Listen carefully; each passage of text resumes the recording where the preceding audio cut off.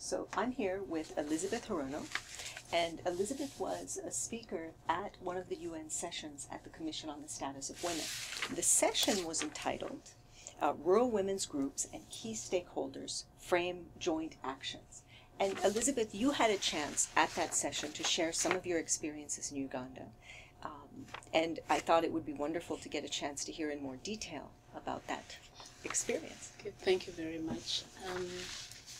Actually, it was a very interesting session because people were sharing across the world what they are doing in terms of joint actions through what they called win-win arrangements. So we got a chance to share the things we are doing in Uganda to encourage food security for households, but through farmers themselves. Our work is pegged on the Millennium Development Goals. You know, Millennium Development Goal 1 is supposed to reduce the number of people suffering from extreme hunger by 2015. The reason we started to do that work is that in 2007, that was the middle of the 15-year time frame in which hunger is supposed to be reduced. And reports, you know, all the global reports and even regional reports were indicating that countries were not making enough progress, and countries in sub-Saharan Africa, especially where Uganda is, were the ones least likely to meet the Millennium Development Goals. The reason it was really an issue of concern is that food security is also a women's issue. Right. Women are the ones who are not just the producers of food, they are also the managers and the ones who suffer most when there is no food. Right. So what was important to us was that to know, you know, why, you know, do the women themselves, being the main food producers, do they even know that there's this global drive to reduce hunger and to make sure that households everywhere eat enough food? So that's how we started our conversations in, you know, very small groups in villages in eastern Uganda. And from those conversations, it was really astounding to see how, one, just the mere realization that the whole international community is trying to reduce hunger, and here we are, we didn't know about it, you know, sparked quite interesting, you know, processes within the communities, with the result that actually people, one, they decided, you know, we need to grow more food. We need to, you know, there are certain foods which used to be hunger foods, which we don't have anymore. And so we in 2007, we started by having what we called a community food security day. And from that, we raised that awareness, and people brought foods and seeds of all the old, you know, foodstuffs that were no longer in circulation. And as a result of that, a process started. And when you talk about hunger foods, you mean foods that that grow no matter what? I'm thinking. Especially, you know, yes. And they would grow no matter what. And communities actually have ways in which because they know not all crops grow throughout the year. There are those which grow during dry season. Right. There are those which grow near water. There are those which grow. So there are those. So it is those types of foods, which means that these are the coping strategies communities always had to make sure that they had food throughout the year. And they had, you know, kind of, in fact, they kept saying, you've reminded us that this is what we are supposed to do. And so out of that, you know, has come this, what we are calling local action to promote household food security. And we know that on their own, probably communities will really not achieve food security because a lot of changes have happened, including the fact that their farming methods, you know, need to be better. They need better seed. They need better advice on how to, you know, farm. So we've linked what they're doing with research directly. In Uganda, the records indicate that the research stations which are there, the output on research stations is always much higher than what happens on the farms, which means that there is a gap between the research and the farmers, you know, on the farm. So we've made that bridge that gap, and with improved seeds, with direct connection with research, you know, already we are beginning to see changes in the quantities of food and also what kinds of food. So these were some of the experiences. Another thing is because when we began the discussion, we didn't want to be the ones to tell. In any case, it's difficult to explain what reducing hunger is in terms of calorie intake. Yeah. That's too scientific, it's too complicated. But what happened is that communities themselves, then we asked, what does a food secure home really look like? And based on that, it was interesting, what came out as the definition of a food secure home. We started the conversations with just putting a blank sheet of paper on the wall. And as people said, what makes a food secure home, we put it on the paper, and we ended up with these big pictures which define a food secure home. It is a home, they say, which has some food, it has some somewhere to grow food. It has some food in store, so you have somewhere to keep your food. It has some animals, it's not just, growing the crops, but it also has some livestock. But what was even more interesting, it's a peaceful home. It's a home where there is unity between the members of the family.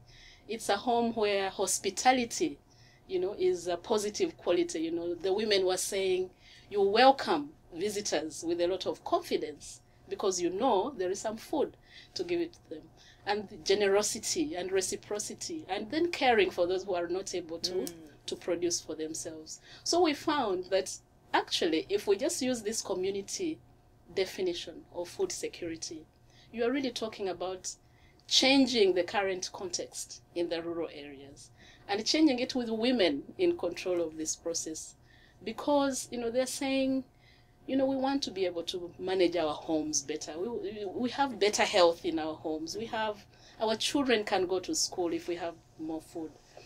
But there is also cooperation. And in fact, the biggest challenge is that in most rural areas in Uganda, production is left to women. And because of that, of course, there isn't enough food because women have so many other things to do. So the time they spend in the garden is much less. And because of this, in fact, after all these discussions, it was amazing that the following year, you saw that the young people in the home, the youth who have to go to school, children, everybody had some small plots, either with cassava in it or something, because they felt that, we all must contribute to food production. So I think these are all, additions which we didn't even anticipate when we started the process. The linkage with research, I have mentioned it.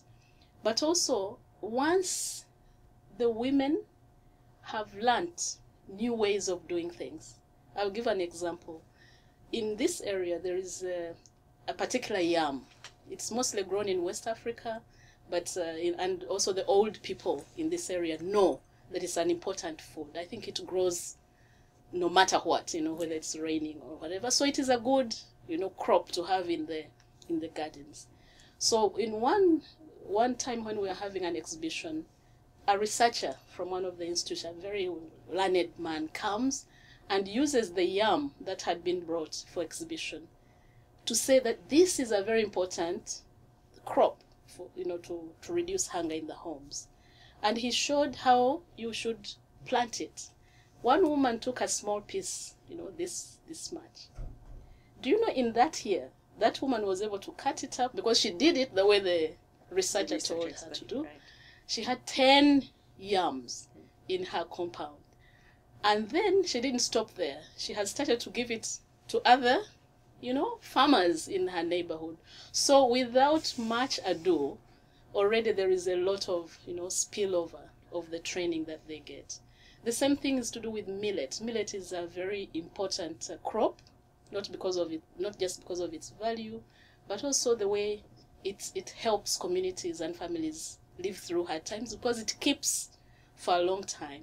It doesn't need pesticides, it doesn't spoil. If it's handled well, it's kept for years. So people, however, because of the labor involved, have been discouraged, they don't grow it anymore. So when we brought back this idea that we need to have millet grown in homes, but you can grow it in a certain way to reduce labor. the burden on labor. If you grow it in lines, most people, broadcast the millet. So anyway, the thing is that groups which try to do it the way that they were advised by the researchers, the first year, there were a few. But the second year, there were a number of other people who are coming now. How do you do it? How do you do it in lines? And already this information is spreading. New groups are now coming to learn from, the old groups to see how it can be done. So our job is really very simple. If you, provide the seed, the extension is already being provided by the different farmers groups. And we've been able actually to solve a big problem, in the sense that extension services are very problematic in the country. There are few extension workers. They focus on certain, crops and priorities. They really cannot serve all the farmers, with knowledge and so on. But because now these farmers groups, and mostly women, they have new ways of doing things, they have no problem, sharing with other women. And it's amazing. It's a very important development. So I think in the final analysis, it's a new beginning. But what we feel is that by 2015, because we are taking that date very importantly, we think that these groups that are involved in this process will be able to increase year by year on their, quantities of food, how they manage it. But the process is also going to increase their capacities to do things better, but also promote the relationships within families, within communities. And we think that that is really a very important, process that we are looking forward to. So it's really a wonderful project, and I think so much learning about, the nature of community and the nature of learning and development in that community. So thank you so much for sharing. Most welcome.